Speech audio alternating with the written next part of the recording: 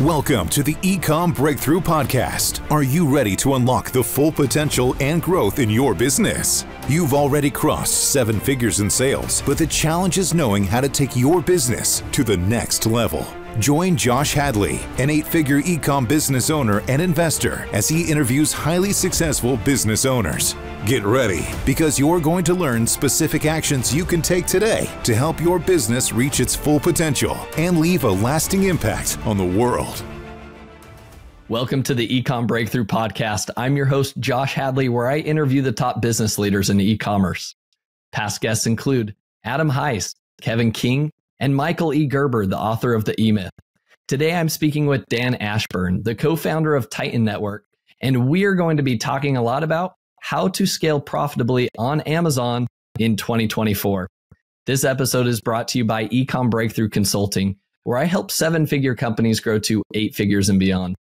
Listen, Dan, I started my business back in 2015, and I grew it to an 8-figure brand in 7 years. But I made a lot of mistakes along the way that made the path of getting to 8 figures take a lot longer than it needed to. There were mistakes that I made when it came to cash flow, supply chain, ordering the wrong amount of products at the wrong time, or hiring the wrong team members at the wrong time, and not having good hiring processes in place.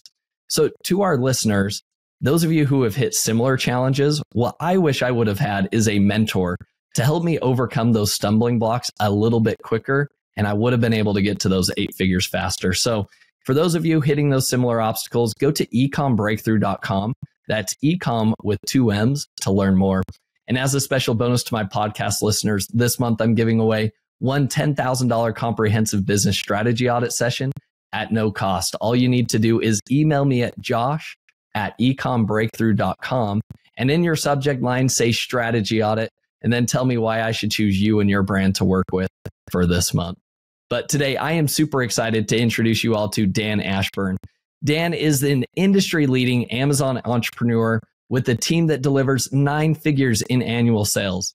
Having used his ambitious and entrepreneurial mindset to build countless brands, Dan has become a sought-after speaker, inspiring crowds with his leadership and depth of knowledge on stages across the world. Dan is the head mentor on China Magic and is the co-founder of Titan Network. So that introduction, welcome to the show, Dan. Thanks, Josh. Really glad to be here, man. Dan, I'm super excited to have you on the podcast. You know, out of full disclosure, I am a Titan member, been to a few of your guys' Titan events. My team watches the Titan PPC videos on a weekly basis. They're always in those huddles. Nice. And so anyways, we follow a lot of your script, but I'm excited to be talking to you today because I think the topic of the podcast about how to scale profitably on Amazon in 2024 is much needed. As I attend a lot of different events and talk to a lot of different sellers, I think it's 90% of people that are saying, all I'm seeing is my profit getting reduced year over year over year.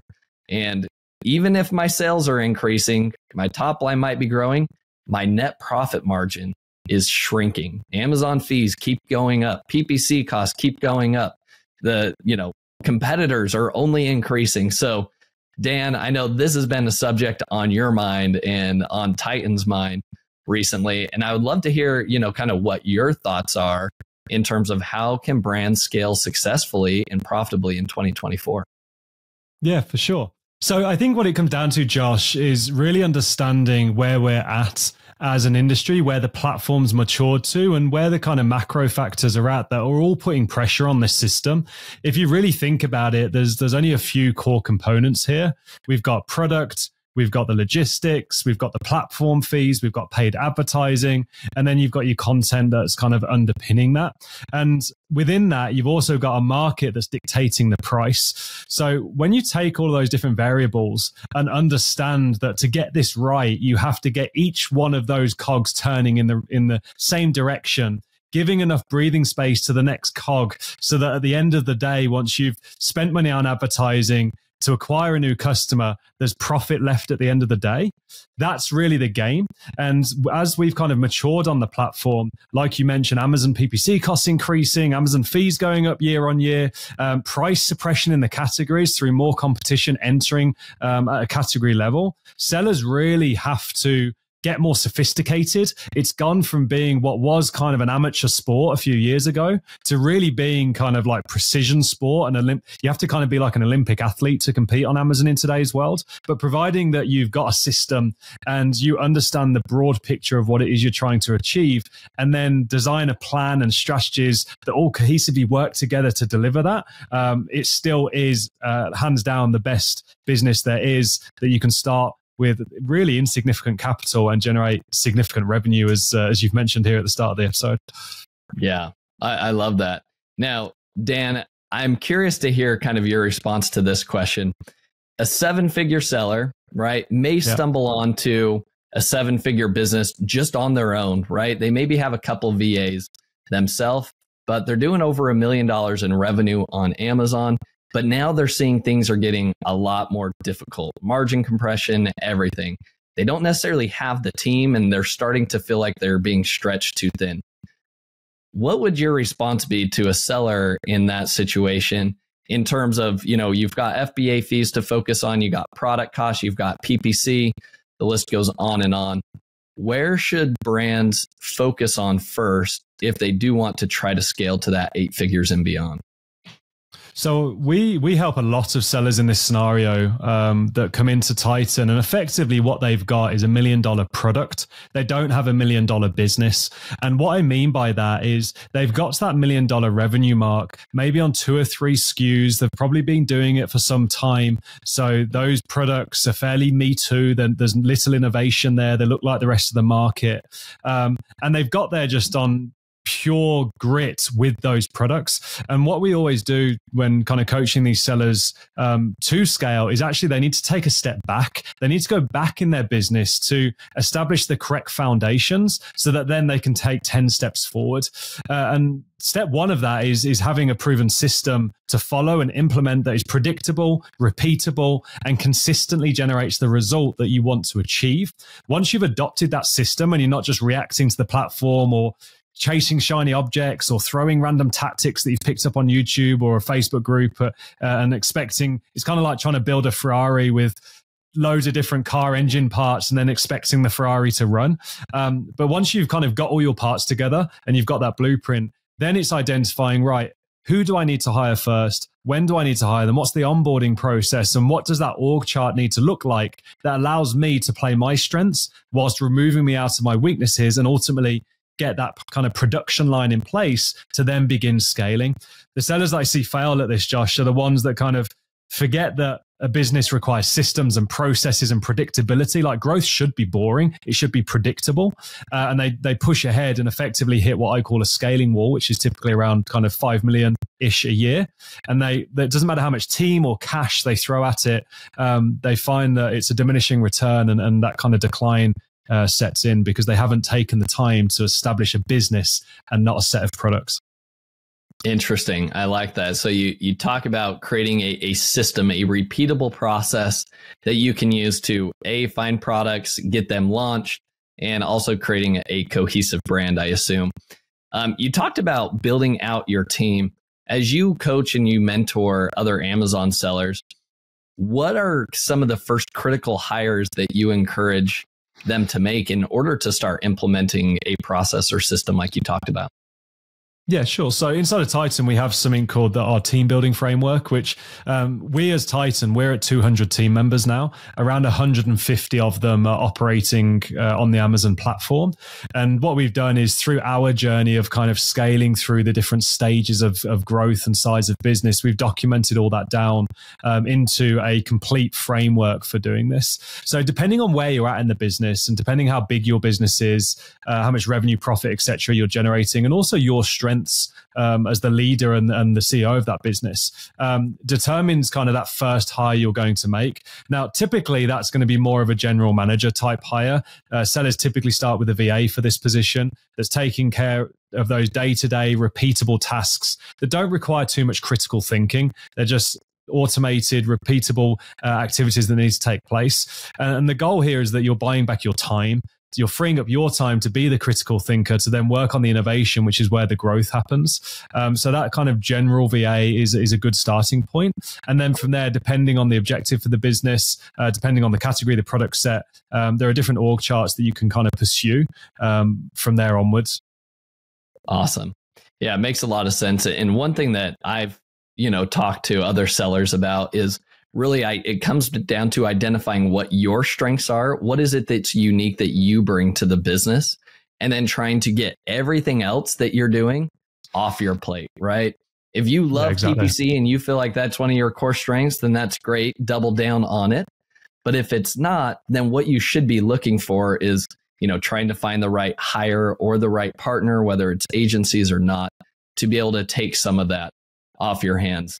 Now, Dan, all of this is much easier said than done, as we know, right? Because coming up with new product ideas, and especially PPC, right? That is no small animal to tackle. That's not something that you can just go train somebody and a week later they're ready to rock and roll. So what would be kind of your recommendations in terms of like, how do you find the right people? Are you encouraging people to go poach talent from other successful brands? Or, go hire people with, six-figure, $200,000 plus salaries to their business, or where do you begin? So before jumping into the hiring stage, I think it's important for sellers to be in a position where they're confident in delegating, but not ignorantly handing off. And what I mean by this is before you bring anyone into the business to start running your PPC, you first need to have control over the PPC system you're running. You need to understand, okay, for each given SKU, for each given product, what is the objective for where the product is currently at in its life cycle? So the life cycle stages are fluid. Products often move from launch into growth, into maintenance, sometimes back into a need for growth, sometimes back into scale. And understanding the objective of PPC within the broader business at a product level is step one. Once you understand the objective, you then need to understand the strategies, the campaign structures, and effectively the system that you're going to deploy to achieve that objective. And then you need to understand how to measure success and establish the tracking so that you can determine, are you on track or off track in delivering that objective towards your bigger goals. Only then, once you're confident with that and you've got a plan and a system that is predictable, repeatable, consistently delivers results, can you then decide how you're going to delegate it and bring that in? Now, you could go work with an agency, and there's some very good agencies out there, but the biggest mistake I see sellers make is handing off their growth strategy for their business to a third-party agency when they haven't yet mastered or controlled it themselves. So they can't actually direct that activity as part of the wider business. You could bring in a VA with a background in, say, Google PPC, broader industry, same philosophy. A lot of these platforms are universal. Google's obviously just ahead in terms of years. And then train them in the system that you found to work best for you. Or you can go and recruit talent. I think one thing that the industry is benefiting from right now is how many years we've been going. I've been at this since 2014 now, so coming on 10 years. And in that time, there's more and more talent that's being developed. There used to be a big talent shortage in the space because anyone that was any good at it was doing it themselves. But now there's plenty of talent. And I think aggregators kind of accelerated that with a lot of the hiring and the kind of seasoning over the last 3 or 4 years. So there's a lot of LinkedIn, there's a lot of Indeed type searches where you can go headhunt. But one thing I would say is don't blindly hire into PPC. Don't blindly bring on an agency. Make sure you've truly mastered that element of your business, being one of the top 3 levers in the business, so that you can then confidently and correctly lead the delegation of that activity. Yeah, I think that makes a lot of sense. And that's something that I would recommend as well. You can't have the blind leading the blind, right? And just because PPC is possibly one of your weak points, it doesn't mean that you could just go blindly hire somebody and be like, well, they said that they're a PPC expert, so they're just going to be able to spin gold for me, right? That's not the way it works. And Dan, I would be interested to hear your comment on this, but every product category behaves very differently on Amazon, even for PPC context, right? I think there are some PPC categories where you can get away with maybe a 5% tacos number, and you don't have to spend a whole lot on PPC, and you'll stay ranked organically fairly well, right? There are other product categories where you have to be looking at your customer lifetime value. Speaking of supplements, I think comes to the top of my mind, where you're losing money on the front end, right? Your tacos are going to be extremely high, but you're hoping that you're making all that money back on reorders, right? The subscribe and save. What's kind of your take on that? Because there are a lot of different like PPC methodologies out there. There's a bunch of different courses. But from what I've learned with over 1,300 different SKUs is that it's not a one size fits all.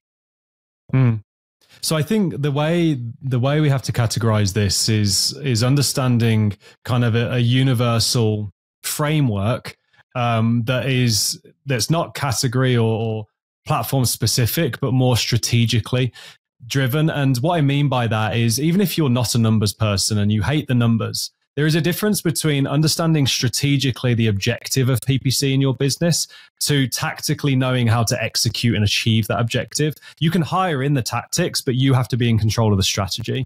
And step one is understanding the type of product you sell. So is it subjective? Is it semi-subjective? Or is it non-subjective? So what I mean by that is all three products always fall into that. A non-subjective product, a spade's a spade. The shopping activity happens the top half of page one, and the consumer is just simply shopping, typically based on feature set of will this deliver what I'm looking for. Semi-subjective is feature plus design. So this could be a baby swaddle blanket.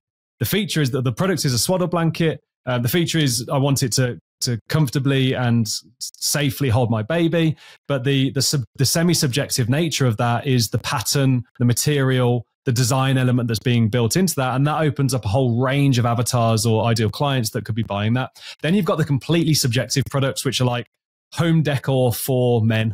And there's no specific keywords. You're struggling to find anything. There might be one keyword at best that kind of relevantly describes that product. And understanding it through this lens, and this is what we do within our Titan PPC framework, allows you to then set forth the correct strategy for that product. Now, there is one universal truth with all of this, whether it's Amazon, Google, anywhere, is follow the conversion. So the platforms give us a bunch of placements, top of search for search product pages, and the right strategy and the right placement for you is dictated by where the conversion takes place. Now, within that, there is a relationship between where the conversion takes place, the placement, and the subjective nature of your product. If you've got a non-subjective product, you're likely going 60, 70% of your budget to exact match top of search because it's all about ranking that product for those highly relevant keywords. There's a bunch of them. There's some good volume. If it's semi-subjective, there's a broad blend of, well, let's take the highly relevant and get those into the exacts, but then I'm going to need to use some broader kind of close match autos or discovery campaigns to go find the keywords that I don't know yet. And then in the subjective, well, that's a complete broad game, and it's just about finding the placements that convert and attempting to extract any relevant terms to then put back into your exact. So I think regardless of the tactic or the tactic and all the different ways of kind of clicking the buttons and adjusting the bids and all the different things that people go on about, is truly understanding the strategic objective by product based on the product type, and then understanding how do you get to control. And control on Amazon is exact match campaigns. The broader the subjectivity, the less control you have, and it's just about following the conversion. Yeah. Does that summarize kind of like a broad spectrum of PPC? Yeah, no, 100%. And I think that I like the aspect of like, you got to understand like the strategy behind all of it, right? Like, what is your strategy? What's your end game to all of this? So Dan, I want to maybe turn more into maybe like some of the tactical levers that we could pull to increase the profitability of the business. You mentioned that there are three kind of like main drivers for profitability for an Amazon brand. Would you mind going over those? And then what I would like to do is kind of really dive into each one of those levers and talk about, here are the specific tactics or things that we could do to affect these to increase our profitability. Yeah, for sure. So inside of Titan, everything we do is bottoms up. And what I mean by bottom up is we start with the P&L. Most sellers are coming top down from a revenue standpoint or from a sales standpoint, and then wondering why they don't have the profitability at the end of the day. We start with the profit and then work backwards and effectively start with the P&L to get the financial ratios and foundations of the business in place to allow us to compete in the market, to give us the margin to acquire new customers, because ultimately he or she who can afford to spend the most to acquire a new customer wins on any platform.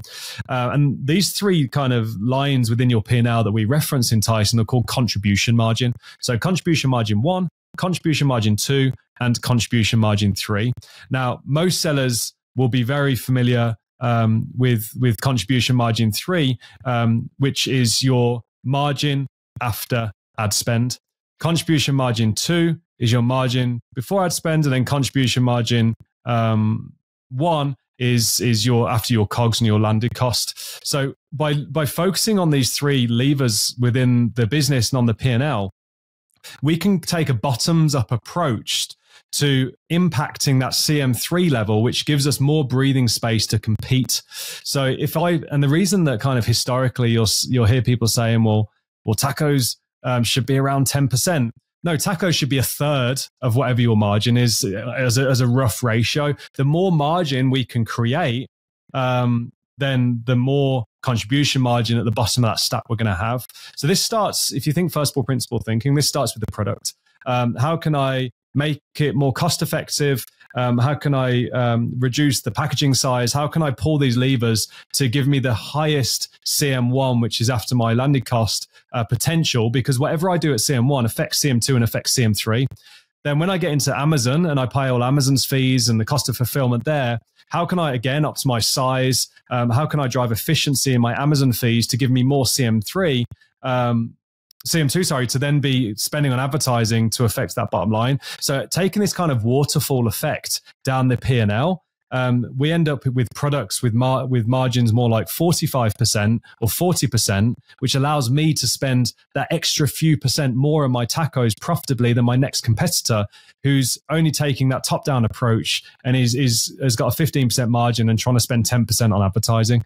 So it really is about dialing in the P&L and understanding every single micro optimization down that process to give you the biggest margin at the bottom of the stack to be able to compete on the platform.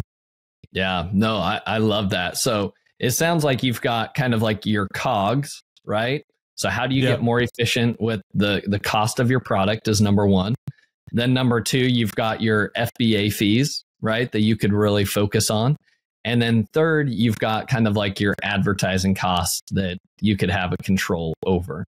So I believe that it all starts back up at that product level, which you referenced, right? How important like finding and identifying that right product is, which is also going to affect the COGS. But let's talk first about, how do you find a product that has 40% margin, especially in today's competitive environment where it feels like, definitely long gone are the days of Me Too products. Oh, I want to go buy a spatula, put my brand name on it, and I'm done, right? Those days are long gone. So where do you find these 40% margin type of products? So our product research approach in Tyson is extremely sophisticated and empowered with the tools technology that we've built. But it really comes down to effectively, one, understanding who it is you serve. And then two, looking for data-driven opportunities. And by data-driven, I mean keyword volume. There's depth of keywords. There's a good number of keywords. The competition on saturating the top 3 to 5 positions. We're removing brand competitor names. We want to see a certain number of keywords over 1,000 searches. We want to see a certain number of keywords over 100 searches, because not only does this kind of prove demand, we want to see a certain number of reviews as a threshold. It doesn't only just prove demand. It doesn't just kind of prove there's an entry point to a market. If you think about a market or a product as like a moving window, and you're looking for an entry point to then enter and then mature into, there's also enough depth of search and enough breadth of search to be able to compete on that product. That really hasn't changed in the last few years. What has changed is how you then innovate, develop, and buy that product. Success on Amazon today isn't all in the selling. Success is in the buying. And the days of buying and badging off Alibaba are something that, I mean, if you search backstretcher on Amazon and go and look at every backstretcher that looks exactly the same, that's never going to work, and it's an uphill battle. And one of the first things we do in Titan when they join is confront reality with their existing product set, and maybe 5 times in 10 say, hey, you need to discontinue this product and start again with a differentiation and innovative mindset. So finding the opportunity is not the difficult thing. There is plenty of opportunity on Amazon for viable products, and we have all our checks and balances for checking all those different things. The sellers that really win, it's in the way in which you then approach factories, put your product specs together, innovate and develop that product, and ultimately control cost while creating innovation.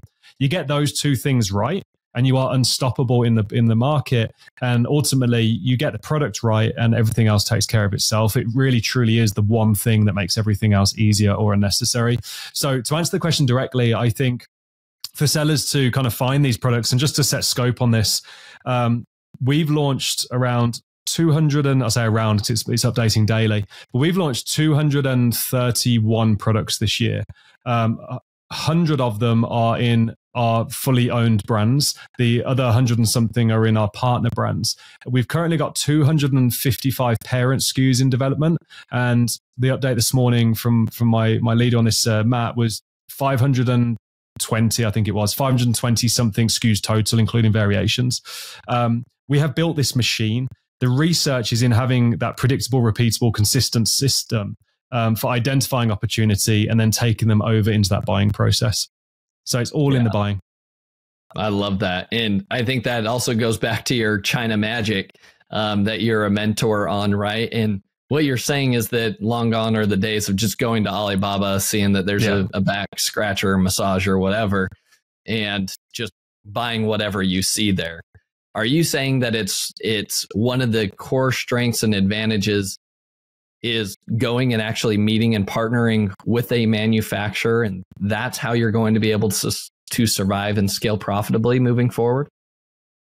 Yeah, for sure. It's definitely a lot easier, and it's a competitive advantage to do this in person. There is a certain culture, especially in China, where the majority of products are being manufactured, where you as the boss meeting the factory boss and kind of building that relationship, not only opens up capabilities and competitive advantages like speed to market or better payment terms so you can compound cash and grow faster, but it also does allow you to truly understand the first principle thinking of the product, to understand the material makeup, how it's made, and find those 1 or 2% kind of optimization points in the manufacturing process. And I mean, the law of compound growth, if for anyone that's into kind of compound investing, it doesn't take many 1% compounding together to make an exponential result. And going over to China, and we run this trip China Magic twice a year in April and October, is absolutely the fastest way of reducing that cycle. You can build relationships that might take you 2 or 3 years virtually in a few days, and you can get work that normally takes you 6 to 9 months virtually done in 2 or 3 days.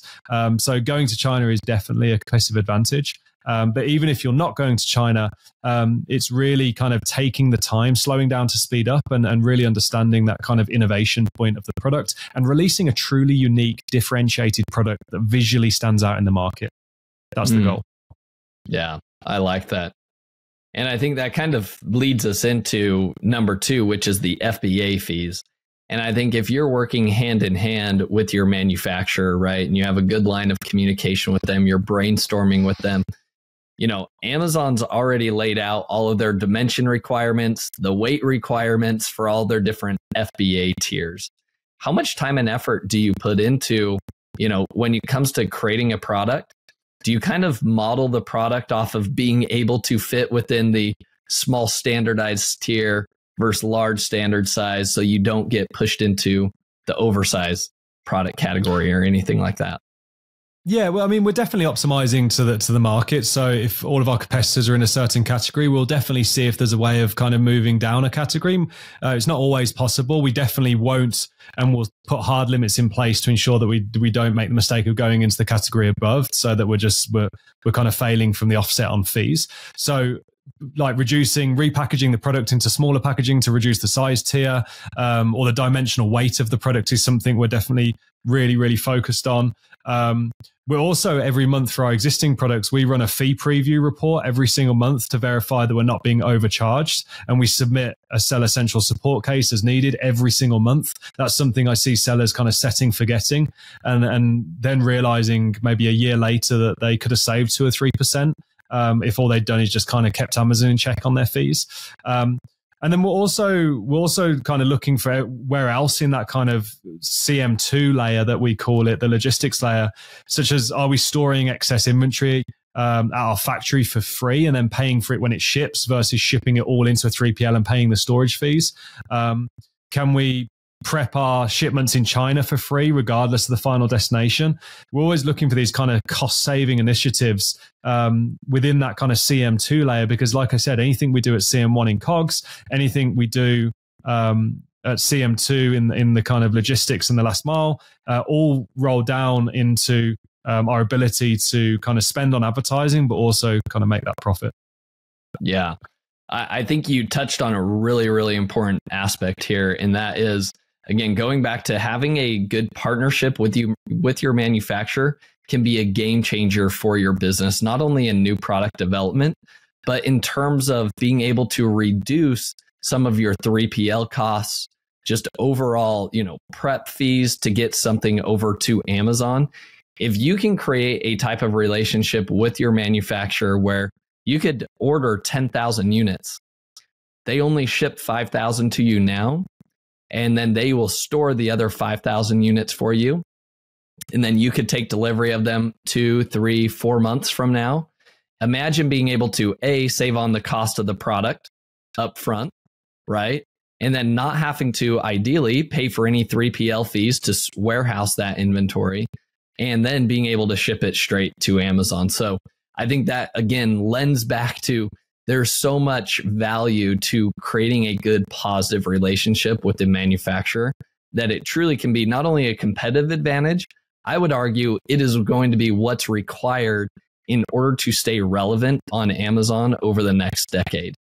And so I think I just wanted to double down on that part there. Dan, another thing that you touched on for CM2, which is basically looking at your Amazon fees and warehousing and how much you're spending in Amazon, just, warehousing costs overall. Yeah. Those are only increasing, right? So how do you limit those? Yeah, for sure. So I think this is, again, like where you have to get, if you kind of break this down into kind of the 3 buckets, CM1, CM2, CM3, there's plenty of optimization kind of potentials in CM2. Like I said, from the packaging to running purchase analysis across multiple suppliers, to identifying kind of different sustainability. So Amazon has a new program, actually. We got qualified for this, that saves 20 cents per unit for a sustainability program that they're running. So it's about it's 22 cents per unit. So it's about leaning into understanding every which way you can attack that stage of the cost in the funnel of the process, to free up more margin for the next stage. And it, as you said, it all does come down to 2 things: your relationship with your supplier, because that relationship is going to result in reduced COGS, improved payment terms. I mean, Leiden, my partner, was out in China recently with our China Magic trip in October, and was able to affect $2.5 million of cash flow because he was able to move a bunch of our products from 30-70 terms to 10% deposits, 90% 120 days after shipping, which means we've started selling the products before we're paying the balance. And then also getting extended terms like 6 months of credit by offering the supplier 4% interest on the credit, which is a much cheaper than us taking a working capital loan at mid-teens. So using our suppliers as kind of financiers as well. So there's a bunch of like advanced stuff that you can do like that. But I think you've really just got to ask yourself, what does the consumer expect? I see a lot of sellers kind of, because there was a big push a few years ago of, you must do all this fancy packaging, make a product like Apple, when the rest of the market is selling this product in a see-through poly bag with a nice label, because it's a commodity product. They don't care what the packaging is. It costs them $15 and it's an everyday thing. Yet you're spending $2 or $3 on this fancy packaging, thinking that that's influencing the purchase decision. So I think it's about kind of confronting reality, meeting the market where it's at, leading with an innovation in the product, but then really focusing on how you optimize every single cost base. Yeah, I like that. Another thing that you mentioned that I think is important to like really call out to our listeners is you talked about doing like an FBA fee, preview report on a monthly basis.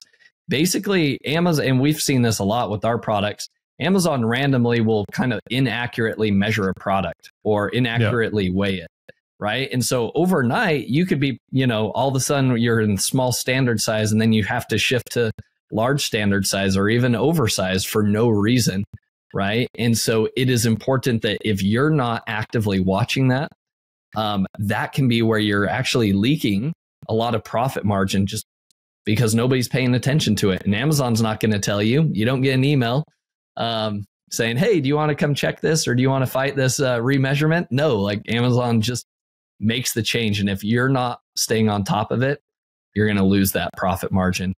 You also talked about dimensional weight. And I think this is still one of the most overlooked things. People still pay attention to, well, my product is only, it's 11 inches by 14. So I'm still in the small size category, small standard size. But if your product is 5 inches, 11 by 14 and 5 inches thick, guess what? It might be, it might only weigh 1 ounce, which is really light. But because of how big it is, your dimensional weight is then going to push it into where Amazon sees it as effectively being, a 5-pound product. And so you're paying 5-pound product FBA fees on a product that you're thinking, I'm in the lowest fee category on Amazon. And so really paying attention to that dimensional weight when it comes to deciding what packaging you're going to choose for your product is super, super important. So love all of that. Is there anything else you would add to optimizing FBA fees or anything in CM2 before we move on to CM3? Let's take a look. I think to kind of give the listeners a bit of a benchmark, if you do your calculations, and I'll go CM1, CM2, and then we'll jump into CM3. What you're looking for is your COGS. You're aiming for your COGS to be around 20 to 30% of your revenue, which makes your contribution margin around 70 to kind of 90%, depending on kind of where you land. Amazon's then going to take 15 to 25% in fulfillment. It's going to take 14, 15% in commission fees. And then once you kind of take out your storage fees, your 3PL fees, etc., you're really aiming for that CM2, your gross profit margin, it's commonly referred to be in the 35 to 45% range. If you're not at 35 to 45% in today's market on Amazon with the increasing cost of advertising, you've got no chance of competing in the market in any level of competitive markets. Those ones where you got 5% tacos, they're generally either extremely emerging categories or they're super low volume and no one's making any real like volume money, like business money. So you're really aiming for that CM2 level to kind of hit that 35 to 45%. And then how we're getting there, I mean, I've got a whole list of things to check, a whole checklist, which we go through here in Titan. You got the fee previews, you got repackaging into smaller packaging, running purchase analysis for products selling more than a single unit to a customer, opportunity in creating variations of, say, a 2-pack versus a 5-pack and finding the cost efficiencies in that output. The Amazon programs, as I mentioned, like the sustainability. You want to see if your product can fit into a category with lower referral fees. Doesn't always work, but in some categories you can actually, there's a better category to be in that's still relevant. Optimizing your storage fees during Q4 and Q3 every year, because we all know they go up. So storing that excess inventory out of Amazon, but still making sure that you've got a proper forecast in place to cover your Q4. Running cost analysis for liquidation versus storage versus removal.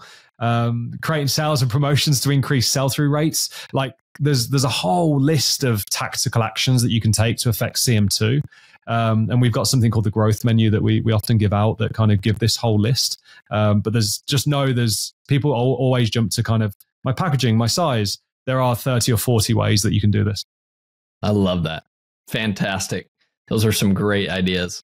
All right, Dan. So we get to CM3 now, right? So this is where it's what's left over after advertising. So if we're getting 35 to 45% profit margin after CM2, right? After our FBA fees, after COGS, and after our 3PL costs, how much should we be budgeting for ad spend? Basically tacos.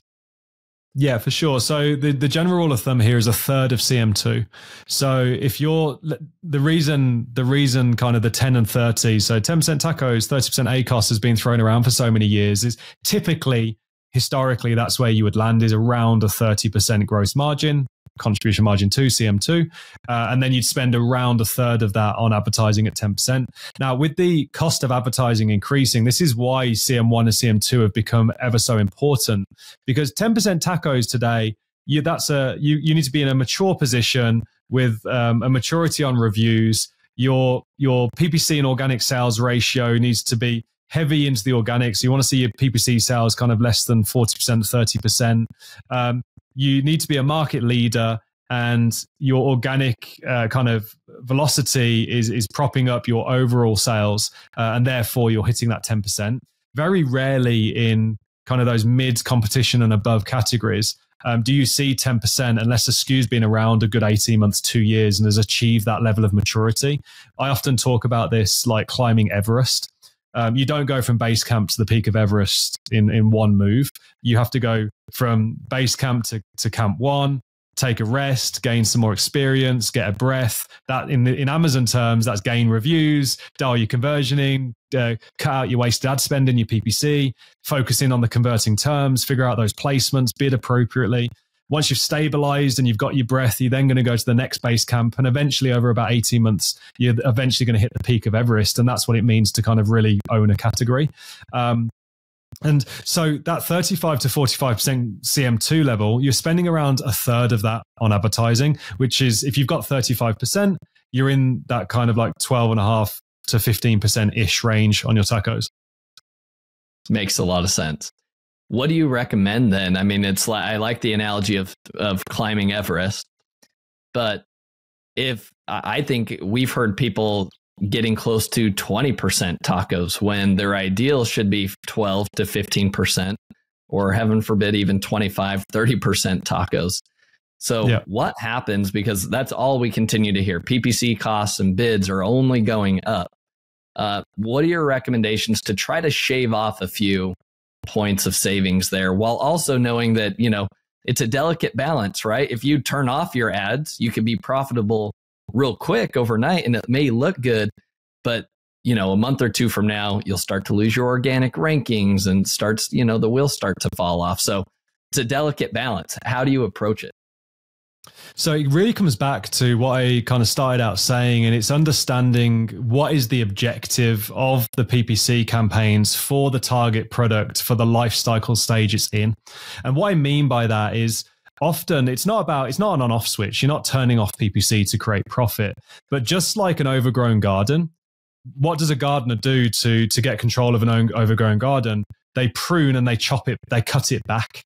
So often what you'll find is sellers have a bunch of wasted ad spend in super broad placements and targeting types that they've got no business in targeting, because the product isn't mature enough to be converting in those placements or for those broad keywords. So step one, let's cut all the wasted ad spend out. Let's shut off all the broad targeting campaigns. You loose match autos. I see people kind of going straight to broad when they've got a non-subjective product and they haven't got their exact dialed in. So it's about pulling back, pruning and chopping away all the bloat. Really focusing on where the control and the conversion is. So for those non-subjective products, those exact match top of search for the 10, 15 keywords that have got 500, 1,000 search volume that are hyper relevant to your product. And by hyper relevant, I mean, if you sell a blue widget set of 4 and there's 10 keywords that surround that route, you're going after those hyper relevant terms. Master those, use those to climb Everest, Basecamp 1, Basecamp 2, gain the reviews, get the conversion, dial in the content. And then start to expand into the broader terms and placements as you've gained the maturity, i.e. climbing the mountain. So for sellers that are currently kind of in that position where they just can't get a handle or control on their PPC, what I find 9 times out of 10 is they've got too much wasted ad spend. they're targeting placements and campaign types that have got no business targeting or deploying because they're not mature enough in the product. And actually they need to cut back and focus their budget on less is more. Simplicity scales, complex doesn't. And it's actually a case of like pruning to allow it to then mature and grow. Yeah. Makes a lot of sense. Do you find that as you consult or advise other people that there's just a lot of wasted ad spend happening more often than not? There's a bunch, and in Titan we've just built a new tool for this actually inside of the Titan tool set that automatically identifies this.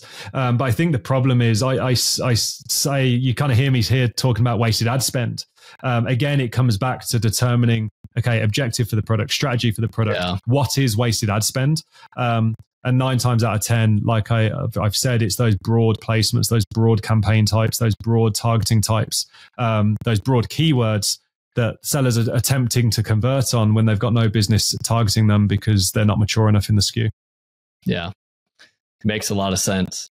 Well, Dan, this has been fantastic. I know this has been a fire hydrant of information. Feel like we're drinking from a fire hose for sure. But is there anything else on the top of your mind that you want to convey to sellers to help them scale profitably in 2024? Yeah, I think for anyone really kind of sat here saying, I used to have this business that was profitable and now it's declining, or I just can't find traction. PPC is eating all my profits. Really kind of bring it back to the life cycle stage of the product, the objective of the PPC. Confront reality on the product itself. Do you have something that's visually differentiated? Do you have a clear idea of the avatar you're serving, the brand you're creating, or are you just another Me Too product off Alibaba trying to compete on PPC without a proper strategy in place?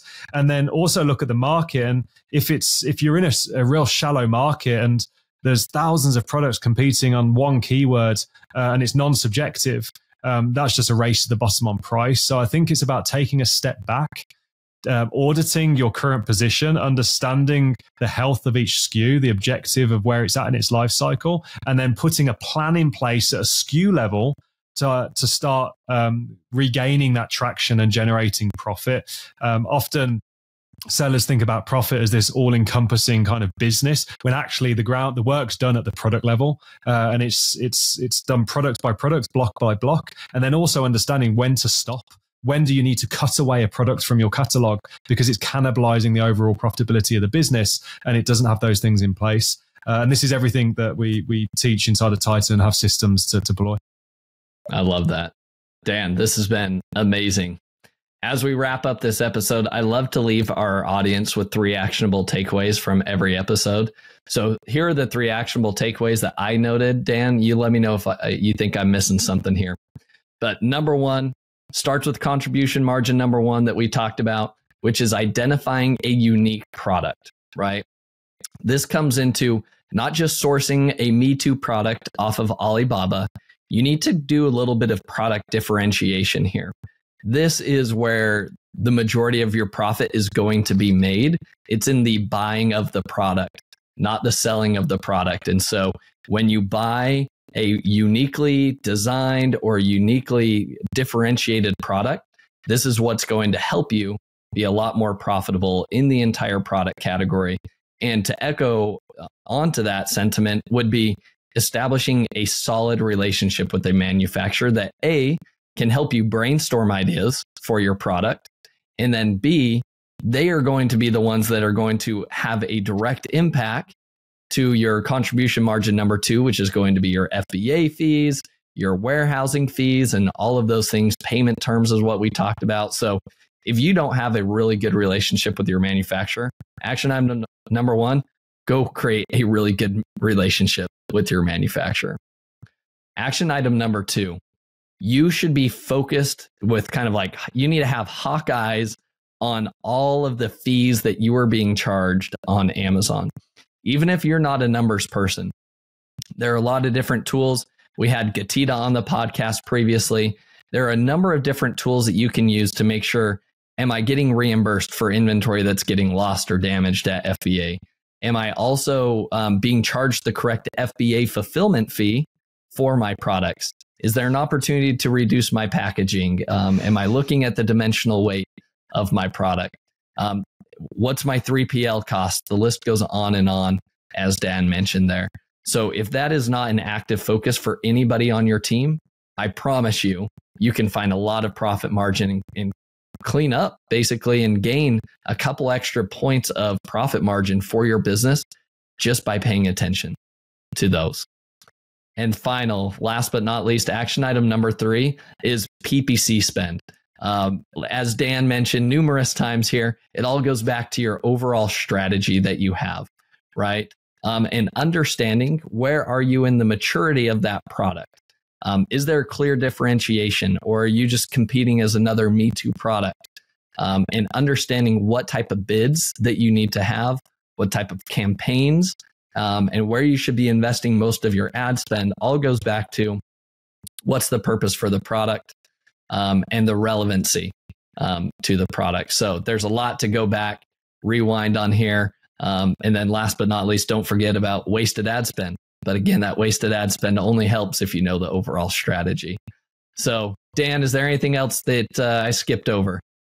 No, I think you nailed it, man. I think you got it, Josh. Just focus on the objective for the product and deploy the strategy to achieve the objective. I love it. Now, it's great to hear all these good words. The implementation of it is where the rubber meets the road, as you know. So, Dan, I love to ask each guest the following 3 questions as we wrap it all up here. So, number 1, what's been the most influential book that you've read and why? I think one I always come back to is The One Thing. And I'm a big believer in this. We've got a bunch going on, and we're constantly innovating, and we really push the boundaries. And in doing that, the reason we're able to compound growth so quickly is I'm constantly pushing my team on what's the one thing that makes everything else easier or unnecessary. And that one thing for us recently was in upgrading all of our PPC methodology and really kind of collating what we'd learned the last 18 months since we last updated it. And that'll be coming here soon. So just sit down and ask yourself kind of what is the one thing right now that would make everything else easier or unnecessary. So it's a great book and a great read. Yeah, definitely one of my favorite books. I'll echo that sentiment. Question number 2, what's your favorite productivity tool or a new software tool that you've recently discovered that you think is a game changer? I love read.ai. So in my role, kind of CEO of Titan and across all the brand activity, 9 figures of revenue, as you can imagine, I'm across quite a few team meetings, external meetings, planning meetings, and I've just found my productivity skyrocket recently with read.ai. Now, there's a few of these note taker tools out there, but this one I found to be kind of the best, an all-rounder from not only capturing the conversation correctly, the actions and the feedback, but also recording and creating highlight reels, and then the ability to kind of drop those into Slack channels, and it's just become a game changer. So we've actually now just licensed it at an enterprise level and given it access to all of our management team. I love that. I love a new tool. So I'm going to be checking that one. Read.ai. I'm going to be checking that out. All right, Dan, last question. Who is somebody that you admire or respect the most in the e-commerce space that other people should be following, and why? So I thought about this long and hard when you asked me about this earlier. And you got to remember what Titan is. Titan is not just me. There's 40 or 50 versions of me that have all come together collectively to really push the boundaries on innovation and the power of collective contribution. One of those individuals is a guy called Justin Dyson. Justin has had a multi-7-figure exit already in his career, and now is across multi-8 figures of revenue across our portfolio, really kind of driving and dictating a lot of the growth strategy that you hear me talk about here in our own operating and our own brands. And Justin's superpower, which I've always had a massive amount of respect for, is being able to take these seemingly huge, complex, overwhelming questions like PPC or like profitability, and being able to distill them down into a granular point of sophisticated simplicity that is predictable, repeatable, and consistent. So yeah, big shout out to Justin Dyson. Definitely one of the best brains in the space, and very grateful to have him around in Titan. I agree. I've met Justin, and we need to get him on the podcast. So great recommendation. Dan, Thank you so much for your time today. This has been super valuable. If other people want to learn more about you, they want to follow your journey, learn more about Titan, where can they reach out to you and learn more? Yeah, sure. So head over to titannetwork.com or Titan Network Official on Instagram, or if you want to hit me up directly, you can connect with me on Facebook. Just add me as a friend, Dan Ashburn, and we can connect there. Awesome. Dan, thanks again for your time today. Thanks, Josh. Really enjoyed it, man. Thank you for listening. Visit ecommbreakthrough.com for more information. If you've enjoyed today's episode, the best way you can show your appreciation is by clicking the subscribe button and quickly leaving a review. See you again next time.